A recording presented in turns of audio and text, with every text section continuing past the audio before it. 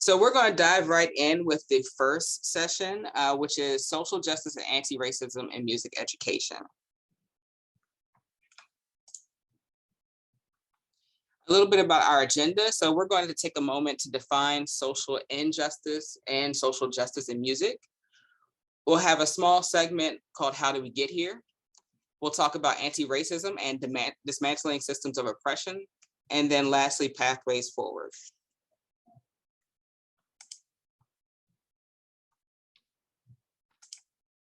So defining social injustice. For me, it's about having a clear view about what the injustices are.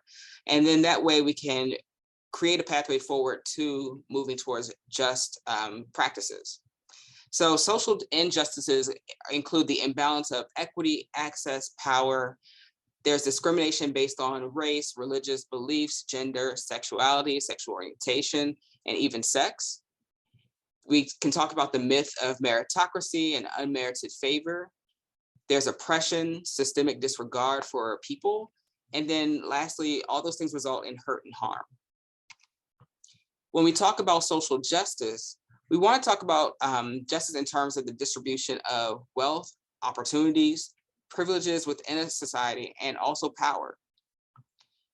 So thinking about it as a broad definition, it's the fact that people that view that everyone deserves equal economic, political, and social rights and opportunities. And then lastly, it's an understood as a principle and public response to a perceived hurt or act of injustice. So this picture of Thanos and the Infinity Gauntlet. I use this as an example because if you have seen Marvel or the Infinity Saga, the first 4 phases of the Marvel universe, Thanos is their villain. He believes that he should be bringing balance and correction to the world. It's overpopulated, people are hungry, people aren't happy, things of that nature. But I believe that Thanos is incorrect because all he did was he wiped out half the population instead of putting in place things that can make the systems better, instead of interrogating how we got to the place where there were all these different issues that impacted society. So when we talk about doing something that's socially just, we want to make sure that we are, number one, interrogating the systems that got us to the place where we are, instead of just trying to find a solution that mitigates the issue in the moment. By looking at our systems, we are able to reimagine and rework the systems that exist for a better future, a more just future, and opportunities for folks across the board.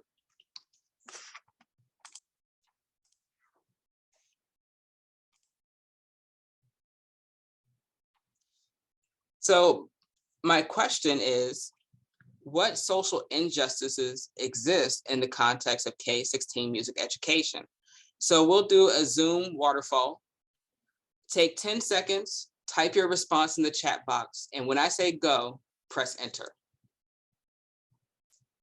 I'm going to count 10 seconds in my head.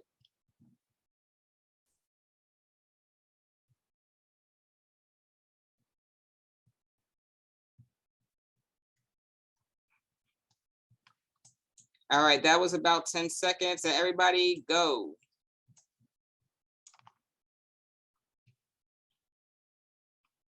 All right.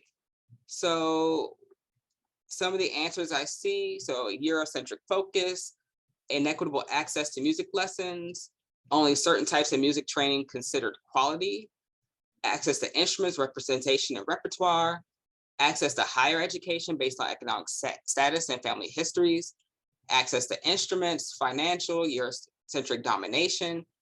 More people are talking about instruments and lessons, disproportionate number of teachers who don't look like their students, socioeconomic issues, and lack of accessibility. These are all great answers. So some of my top answers very much reflect what you all have said.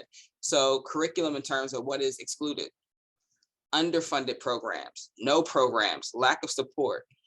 In the middle school world, scheduling is a big issue because the students who want to perform don't get to perform. And then lastly, the sheer expense of just running a music program.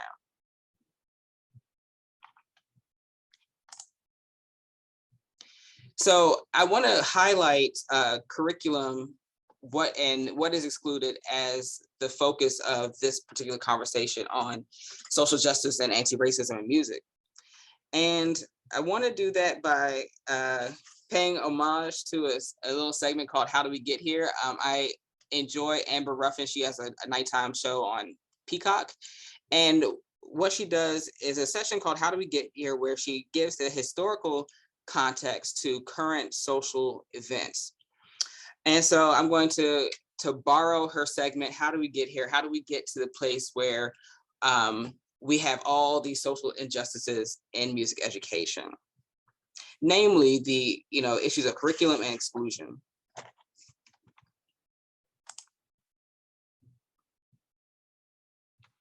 So how do we get here? So acknowledging that the United States is a product of colonialism, imperialism, and white supremacist regimes.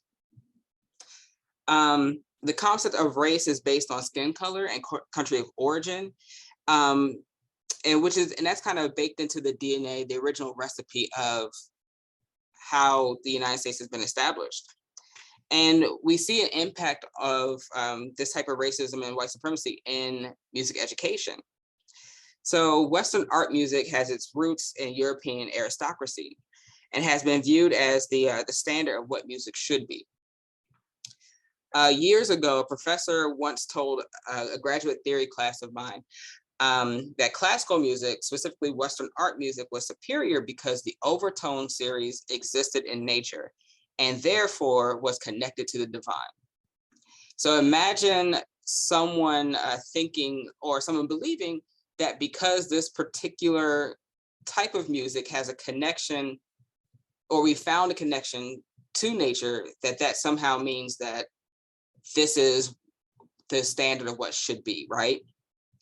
And so if you think about the European aristocracy and royalty, they too believe that their bloodline was somehow connected to divinity. So that's how we get where Queen Elizabeth is the head of the Church of England. So their bloodline, their connection is somehow different or better or more supreme than everybody else who was ever born in the world. And so we see that that these two things mirror one another in how we think about what is right and what is wrong. So there is a supposed or alleged connection to the divine. And then, so with regard to race and white supremacy, it dictates that European attributes are, European physical and cultural attributes are the most desirable, which is how you get Europe moving through the world and colonizing so much of the world, and kind of exerting their will, their way of life onto different countries and different cultures. And they brought their music with them. And with that, and this is particularly true within, British and German countries. So what happened is their sensibilities about their whiteness, their European attributes, those were also passed on and imposed onto music. And so Western art music has been touted as the most pleasing. It's sensible, it's refined, it's sophisticated, and intellectual. And when we talk about these same types of physical and cultural attributes, placing that onto music, that's what we call the white racial frame of aesthetics and theory. So applying the attributes of whiteness to music. And more often than not, we see this in music education. We see it through what's taught in music theory. We see it through what's taught in music history and applied lessons. And all of these are components of K-12 schooling and university, undergrad and graduate programs. So this particular type of music, what Western art music has been upheld because of the frame of seeing it as superior, refined. This is what everyone who's going to study music should know, because everything else is not worth knowing. And so scholar Deborah Brantlinger, she says that dominant groups develop standards based on their own characteristics and customs and expect others to emulate their style and assimilate to customs, whether it is feasible for them or productive for society. And so in music, we have pretty much done that. We've said what goes into the curriculum, what stays out. And we continue to do this, whether it's in the university or whether it's in K-12. And so through seeing this as the lens, we have to be sure that we are creating spaces where diverse musical content is not alienated from students' experience, and welcoming that into a wide range of music making opportunities. When we don't expand our curriculum and don't expand the offerings that are available, we have unwillingly or unknowingly participated in upholding white supremacy in music. And we are breaking down barriers brick by brick. And so when we're tackling social justice and anti-racism, we have to just first begin to look at the system of how we got here. And so much of what we have done in the past has been rooted in what we call the white racial frame of music. The quote on the left-hand side of the screen is a PowerPoint slide that went viral from someone else's class years and years ago, and I always keep this. It says, "White privilege is your history being a part of the core curriculum and mine being taught as an elective." So if we apply this to music, how many genres outside of Western art music are taught on the side or excluded altogether? So we see it in music theory, where we're only teaching about the common practice period and 20th century. Repertoire within applied studio, so the exclusion of non-classical styles in the voice studio, or saying that this style will hurt your voice, so you can't sing in this style. Instrumental and vocal general methods courses, the ensemble variety that we offer at the university as well as in our K-12 schools, and music history offerings. I don't know about you, but in my undergrad experience, we spent about 5 or 6 semesters learning about music that all came from Europe. No other country or style of music was explored as in-depth as medieval, Renaissance, Baroque, classical, and Romantic, and even 20th century music. All of those courses were left up to the gen ed courses, your rock music and society, your quote unquote world music seminars. Those are left to everyone else who needs to fill a fine arts credit, but the people who are going to be music practitioners never got close to being able to take one of those classes.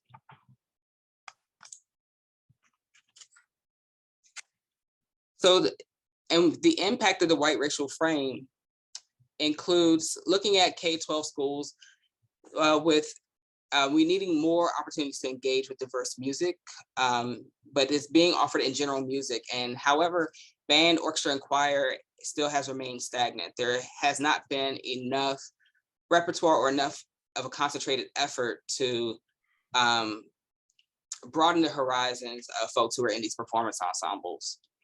And then that takes you to the next comment of lack of authenticity.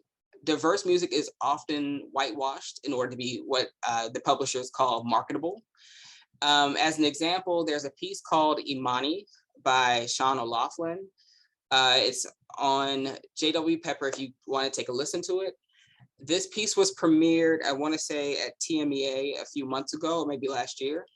And there was a lot of criticism about the piece because the piece was written to celebrate the 7th principle of Kwanzaa, something that can be put on your end of year concert, your December concert.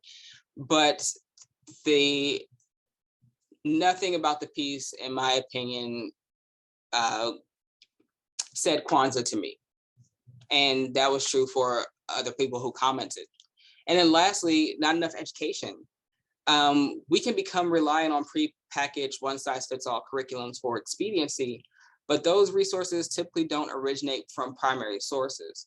So part of undoing the white racial frame or anti-racist work is being able to go right to the primary source. And we'll talk a little bit about, culture bearers and welcoming people into your classroom spaces to have a better and greater understanding of music across culture.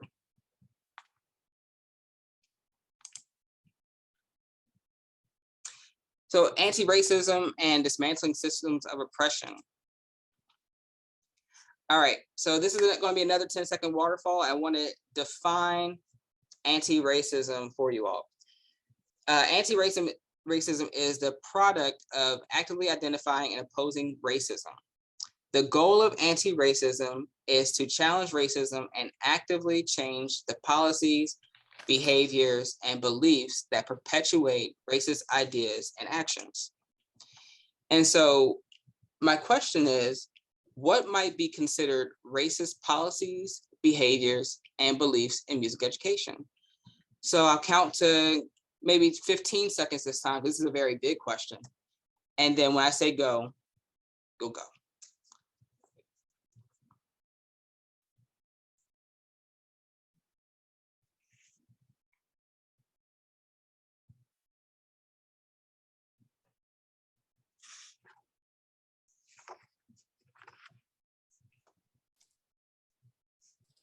All right, if you have your responses, go ahead and press enter.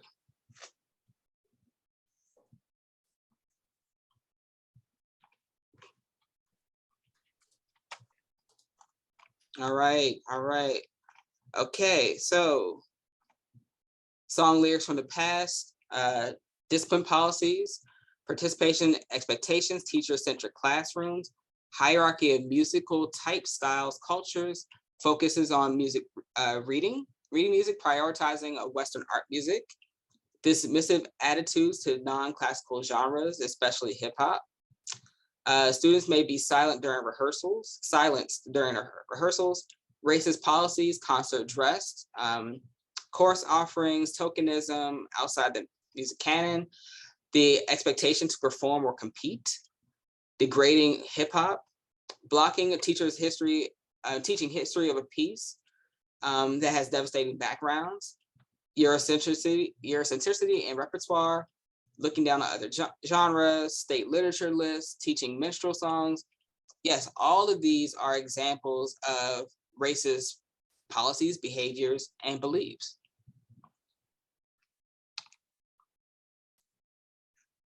And so even we see all these different things, and if we want to dismantle a particular system or examine how we got to this place, how do we get to a place where hip hop, one of the world's most popular genres, and has been for about maybe 30, 40 years, is somehow left out of the music classrooms, left out of the space, it's denigrated. How do we get to a place where we are still so caught up on European music as the standard? How do we get to a place where it's just way too expensive for us to have an equitable program? So the first thing is, we have to begin to ask the right questions. And so common questions that we ask, but may not be entirely helpful. So we ask questions about blame. Who is racist? What were their intentions? What did they mean? What was their attitude? We want to try to identify the prejudices. What beliefs made them do it? And then addressing it through grievance. How can we fix what just happened? And the last one, fixing something that just happened, is a good start, but we want to prevent these things from continuing to happen. And a couple of years ago, I took a class on the anti-racist arts educator, and they provided us with these two sets of questions. And the second set of questions was particularly powerful for me. And these questions help dig deeper into systemic problems and elicit change. So we want to identify the cause. What is causing the racial inequities? What's causing the financial inequities? What's causing European music to still be the preference? And then looking at the effect, what were the actions? What were the impacts? Asking questions about the systems. What institutions are responsible? What institutions are responsible for that repertoire list? What's responsible for whitewashed cultural music? And then along with that, asking, how am I culpable or complicit? How have I participated? And it's no secret, we've all done it. And it's okay. The idea is to move on and not do it again, or not willingly do it again. And then lastly, the solutions. What are active strategies and solutions? How do we get to a place where we are disrupting and fixing the system so these things do not continue to happen?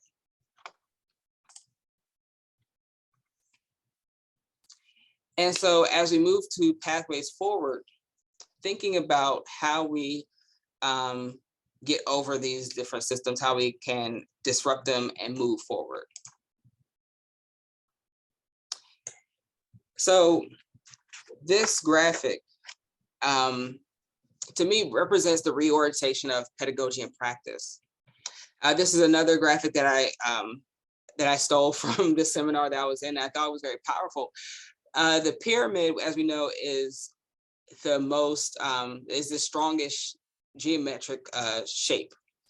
All of the weight is at the bottom, and it supports everything in the middle, from the middle up through the apex. And so when we're talking about a reorientation of pedagogy and practice, we want to think about this pipeline or the structure as a pyramid. So we want to make sure that we are at the very bottom, we have a pipeline. We have people who support us, hold us accountable, people who we can rely on to make sure that we're doing the right thing. If we see there's an issue we want to address, we want to make sure that that it can be addressed and that we are tackling the systems that we know we need to tackle. The next rung up is pedagogy, how we teach, the modality, the structure, the school and classroom culture. And then on the surface are the programs. This is going to be what people see, what the students see, what we teach, whereas pedagogy is the how. And then lastly, at the very top is the profile, the student achievement, the success, the reputation of the school, what people say when they think about a particular music program. And we see that often, like, oh, well, this group, they always get ones at this festival or whatever the case is. So we know how a profile can really go a long way to think about what's happening, to signify what's happening in someone else's classroom. But for this seminar, we're going to focus on pedagogy. So more specifically, culturally relevant and responsive music teaching.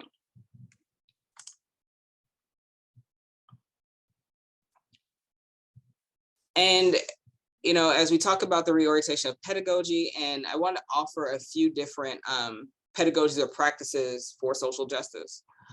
As I just mentioned, we're going to be talking about the framework for culturally relevant and responsive music teaching. It's a grounded framework developed by myself, Jason Bodica, Tina Nguyen, Christy D. Alexander, and Lisa Crawford, where we're focusing not only on music, but really keeping student achievement, cultural competence, and socio-political consciousness at the forefront.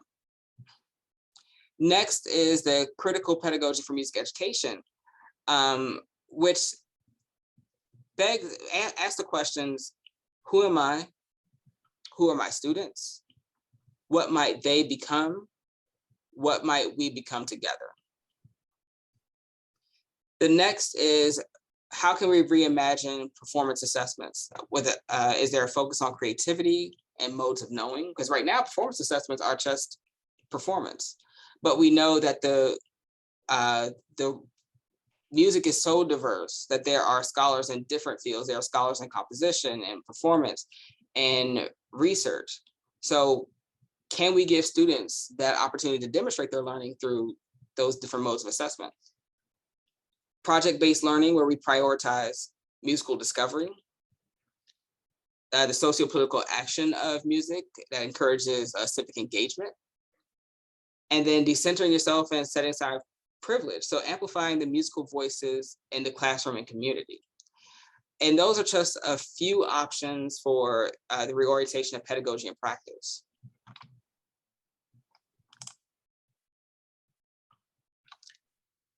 And as we talk about reorientation of self, I want to show the framework that we have developed for culturally relevant and responsive music teaching.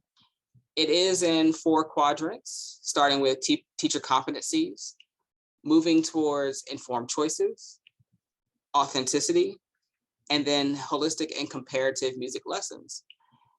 And at the center, we see community involvement. So there's community involvement in all aspects of this framework. And then lastly, we have an anchor to student achievement, cultural consciousness, and socio-political action.